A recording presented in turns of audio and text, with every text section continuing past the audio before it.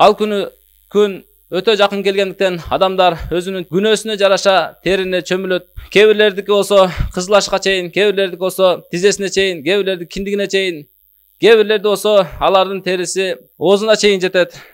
Ошол учурда эч бир көлөкө болбойт. Аллах Тааланын аршынын көлөкөсүнөн башка эч бир көлөкө болбойт. Пайгамбар саллаллаху алейхи вассаламдын берекелүү хадистерин карап көрө турган болсок, Аллах Тааланын аршынын көлөкөсүндө бир нече адамдар бар.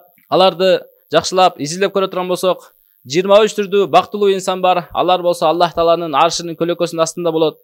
Эми кайсыл бир адамда ушул 23 сыпаттын бардыгы чогула турган болсо, ал кандай гана бактылуу адам? Алардын ичинен эң биринчи инсан ким болот? Сахих Бухари жана Муслимде келет. Абу Хурайра радиаллаху анху айтат: "Кала Расулуллахи саллаллаху алейхи ва саллам: "Саб'атун юзиллухумуллаху фи зиллихи йаума ла зилла илля зиллух." Жети түрдүү адамды Аллах Таала өзүнүн аршынын көлөкөсүнө алат. Ал күнү Аллахтын аршынын көлөкөсүнөн башка эч бир көлөкө болбогон күнү. Ошолордун бириси имамун адилун, адилеттүү падыша.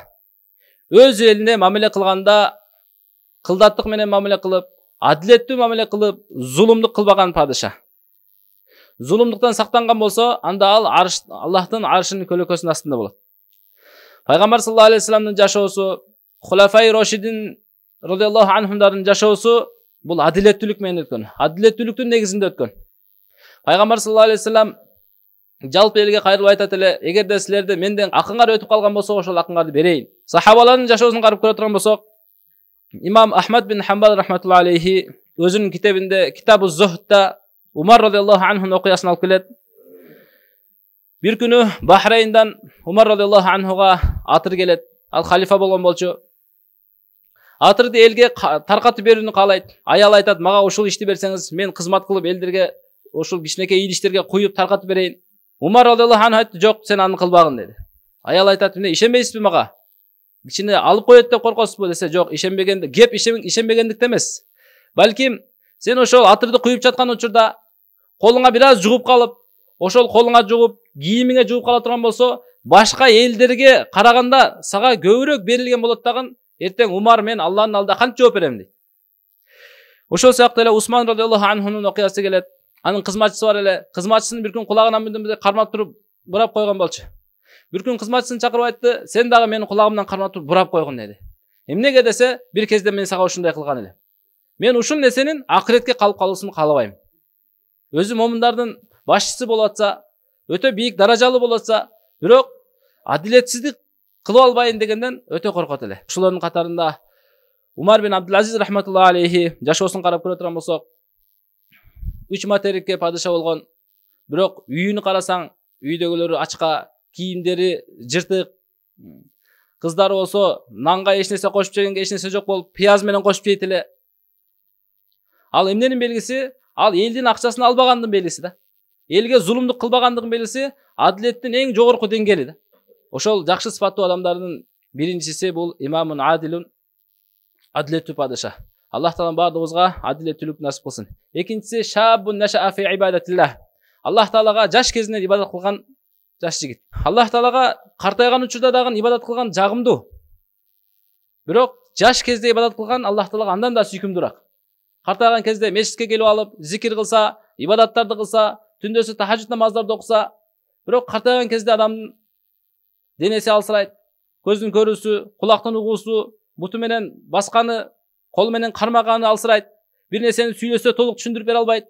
Бирөө сүйлөсө аны толук түшүнө албайт. Албетте Аллах Таалага жагымдуу, бирок жаш кезде ибадат кыла турган болсо, бул пайгамбарлардын кылган адаты. Пайгамбарлар жаш кезден Аллах Таалага таза, жакшы ибадат менен өткөрүшөт эле. Имам Бухари Тарихул Кабир деген китебинде Асвад бин Язид рахматуллаху алейхин окуясын жазат. Ал болсо жашоосунда 80 жолу ажылык кылган.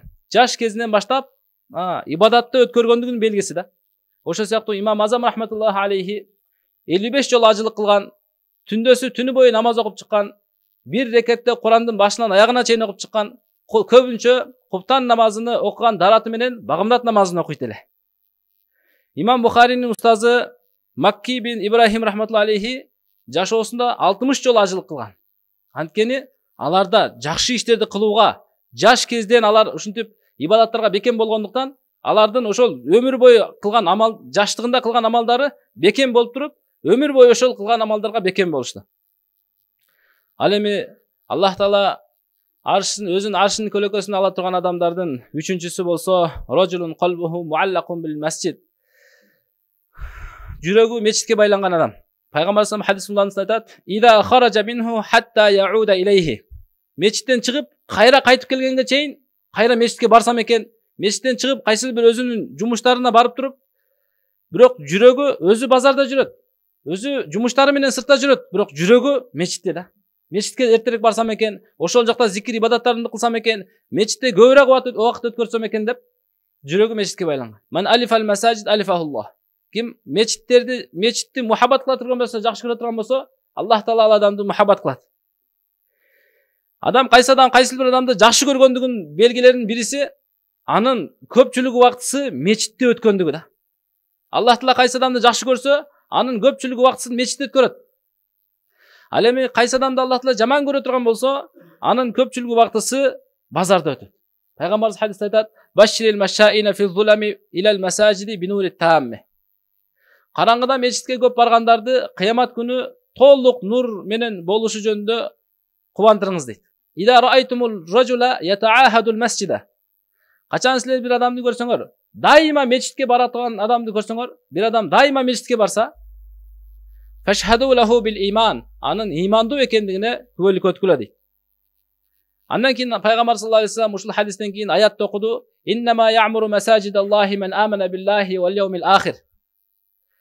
Аллах Тааланын мечиттерини кайсы адамдар абад кылат десе, кайсы адамдар Аллах Таалага иман келтирип, жана ахиретке дагы иман келтирген болсо, ошол адамдар мечитти абад кылышат. Демек, Аллах субхана таалага сүйкүмдүү болуштук үчүн, Аллах Таала бизди аршынын көлөкөсүнө алышы үчүн башка баардык адамдар кыйналып жаткан учурда Аллахтын аршынын көлөкөсүнүн астына кириштик үчүн адам ушул жакшы амалдарга бекем болуш керек. Мечитти өзүнүн бир жүрөгүнө бир мухаббат кылыш керек мечитти. Андан кийинкиси төртүнчүсү рожулани тахабба филlah. Бири-бирин Алла үчүн жакшы көргөн адамдар. Жолукканда да Алла үчүн жолугат, ажыраганда да Алла үчүн ажырайт. Махаббаты дагы жакшы көргөндүгү да Алла үчүн, жаман көргөндүгү да Алла үчүн. Хадистин мазмунда келет: бир адам экинчи адамга салам берет. Периште бул адам салам берди, сооп иш кылды деп жазайын десе, Аллах Таала айтат: сен муну тозоку деп жазгын. Неге десе, бул жанак адамга салам берди, жылмайып салам берди. Мен үчүн салам берген жок бул. Анын байлыгына карап, бийлигине карап, акылдуулугуна, сулуулугуна, атак даңкына карап туруп салам берди. Эмне иш болбосун, бул бардыгы мусулмандар бир тууган. Ортобузда ыймандын ортомчулугу менен биз бардыгыбыз бир тууганбыз. Ал кайсыл жерден болсун, кайсыл улуттан болсун, кайсыл тилде сүйлөбөсүн, түштүктөн болобу, түндүктөн болобу, батыштан болобу, чыгыштан болобу, ал бардыгы мусулман бир тууган. Мусулман бир тууган болгондуктан аны Аллах үчүн жакшы көрөбүз. Ал мусулман, жүрөгүндө иман бар, Аллахка ишенет, пайгамбарга эргешет, ошон үчүн биз аны жакшы көрөбүз. Бир адамды жаман көрсө, аны дагы өзүнүн каалаганын себебинен, ушул адамдын кебетеси жакпайт, ушул адамдын мүнөзү жакпайт эмес, Аллах үчүн жаман көрүш керек. Кандай? Аллах Таалага тоң боюндук кылып атса, бир шариатка каршы жаман иш кылып атса, ошон үчүн жаман көрөбүз, өзүбүздүн нафсибиз үчүн жаман көрбөйбүз. Али радыйаллаху анху бир жөөт менен салгылашып атып, аны жыгытып үстүнө отуруп алды. Жөөт болсо анын бетине түкүрдү. Али радыйаллаху анху ошол жерде аны таштаган бойдон кетти аркага. Айтат: сен мени өлтүргөнү калдың эле. Бирок мен сенин бетиңе түкүрүп койсом, сен эмнеге туруп кетип аттың десе, айтат: мен сени менен Алла үчүн салгылашып жатканмын. Жүрөгүмдө мен сени Аллах үчүн жаман көрүп жатканмын. Имансыздыгың себебинен, динге каршылык кылганың себебинен мен ошого жаман көрүп атканмын. Сен менин бетиме түкүргөндөн кийин ошол бир аз нафсимдин каалоосу аралашып кетти. Ошол себептен мен сени таштаган бойдон кеттим. Ошол сыяктуу Абул Хасан Нури деген өтө бир Аллах Тааланын досторунан болгон бир киши жолдо кетип баратса, бирөө 10 идишке арак алып кетип жатыптыр. Каяка алып бара жатасың десе, падышанын хан сарайына алып барамын. Падыша өзүнүн достору менен, вазирлери менен көңүл ачып жатат, аларга алып барамын, алар ичет. Алдыдагы чекеден баягы 10 идиштин баардыгын сындырып, бирөөсүн эле калтырып койду. Падышага барды жанагы киши, кана оноосу десе, жана жолдо бир Абул Хасан деген өтө бир оли адам бар экен, ошол сындырып салды. Мен аны кой дей алган жокмун, кой андай кылба деп тыя алган жокмун. Анткени ал өтө сүрдүү адам экен дейт. Алымдарыбыз айтат: кайсы адам Аллахтан коркуп жашай турган болсо, жашоосун дин менен өткөрүп жашай турган болсо, Аллах Таала ал адамга сүрдүүлүк берип коет да. Аны көргөн адамдар сүрдөнөт. Санулqi fi qulubil ladina kafaru ru'b. Имансыздардын да жүрөгүнө Аллах Таала, күнөөкөрлөрдүн жүрөгүнө Аллах Таала сиздин сүрдүүлүгүңүздү салып коет. Адам ойлойт, катуураак кыйкырсам, катуураак уруша турган болсом сүрдүү болом. Жок. Сүрдүүлүк анда эмес, балким сүрдүүлүк иманда жана такыбада. Пайгамбар саллаллаху алейхи вассалам айтат: "Нусирту бир ру'би масирата шахри." Мен Алла мага жардам берди сүрдүүлүк менен. Bir ay aralık, bir ay жолдун аралыгынчалык Аллах Таала пайгамбарга сүрдүү берип койгон эле. Bir ay жол жүрө турган нар жактагы адам пайгамбарыбызды көрүп угуп туруп сүрдөнөт эле. Сахаба радыйаллаху анху жашоосу жөнөкөй эле, кийингени жөнөкөй эле. Жаткан жери жердин үстүндө, топурактын үстүндө жатат эле. Башына кышты коюп алат эле. Жанында жан сакчылары жок эле. Бирок анын душмандары, сахабалардын душмандары аларды өлтүрүүгө эрки жетпейт эле. Эмне үчүн? Аларды анткени Аллах Тааланын өкүмүнөн аткарат эле.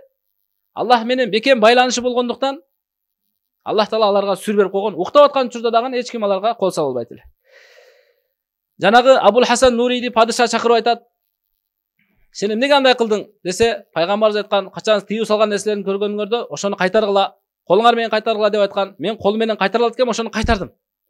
Макул сындырыптырсың, оноосун эмнеге баардыгын сындырган жоксуң? Бирөөнү калтырып койдуң десе, мен 9 тең сындырдым. 10-чусун сындырайын деп атканда, мага нафсим келди, нафсим азгырды мени. О, сен кандай эр жүрөктүүсүң? Падышага бараткан арактарды сен сындырып атасың деген ой келди эле, мен ошол учурда таштап салдым. Ошон үчүн бир нерсени жакшы көргөндө дагы, адамды жакшы көргөндө да Аллах үчүн болуш керек, жаман көргөндө дагы Аллах үчүн болуш керек. Ал эми 5-инчиси болсо, рожулун закараллаха халиян фафадат айнаху. Адам Аллах Тааланы жалгыздыкта эстеп, Аллахтан корккондуктан көздөн жаш акса. Аллах Таала бардык деңиздерди жараткан. Алардын бардыгы Аллахтын алдында кымбат баалуулугу жок. Бирок момундун көзүнөн чыккан 2 тамчы көз жаш Аллах Таала бардык деңиздерден Аллах Тааланын алдында кымбат да. Бардык деңиздерди биригип туруп, тозоктун отун өчүрөм десе өчүрө албайт адам. Бирок момундун көзүнөн чыккан көз жаш бул тозоктун отун өчүрөт. Ошондуктан пайгамбарыбыз айткан, силер ыйлагыла. Эгерде ыйлай албасаңар, анда жок дегенде ыйлаганга аракет кылгыла дейт. Адам ыйлагандыгы эмне себептен? Жүрөк жумшак болгондуктун себебинен. Адам ыйлай албайт. Эмне себептен? Жүрөк каттуу болуп калганын себебинен да. Жүрөк 4 нерсенин себебинен каттуу болот. Эң биринчи махаббату дунья. Дүйнөнү көп махаббат кыла турган болсо, ахиретти унутуп кое турган болсо, жүрөк катып калат. Тулул амал. Адамдын үмүтү узун боло турган болсо, узун үмүттөрдү коюп алган болсо дагы жүрөк катып калат. Натыйжада адам ыйлаганга мүмкүнчүлүк таба албай калат. Жүрөк каттуу болсо адам ыйлай албайт. Адаму тилаватил Кур'ан, Куранды окубай коюштук. Куран менен мамиле кылбай коюу менен, Куран менен тыгыз мамиледе болбогондуктун себебинен адамдын жүрөгү катып калат. Ошондуктан жүрөктү жумшатыштык үчүн дүйнөнүн мухаббатын чыгарыш керек, ахиретти көп ойлош керек, үмүттү кыскартуу жана Куранды көп окуу. Картрату зунуб, адамдын көп күнөө кылганын себебинен дагы адамдын жүрөгү катып калат. Калла бал рана ала кулубихим ма кану яксибун. Алардын жүрөгүндө мөөр басылып калды. Не себептен? Кылган жаман күнөөлөрдүн себебинен жүрөктөрү капкара болуп мөөр басылып калды. Ошондуктан жүрөктү жумшартыштык үчүн не кылыш керек? Куранды көп окуп, өлүмдү көп эстеп, жетимдин башын сылоо жана кедей кембагалдарга тамак берүү.